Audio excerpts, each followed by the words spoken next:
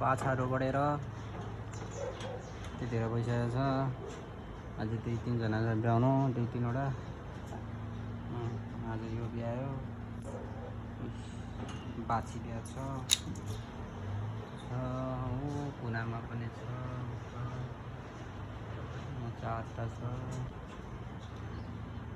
अझै 3 जनाले ब्याउ छ भोलिपर्सि।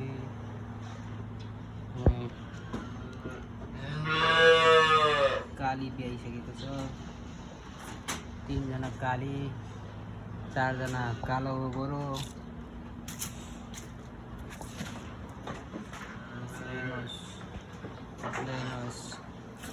यसले मलाई कति माया गर्छ हेर्नु है। म आउन बित्तिकै यहाँ नै यहाँ नै मसँग रुखेको होला नि।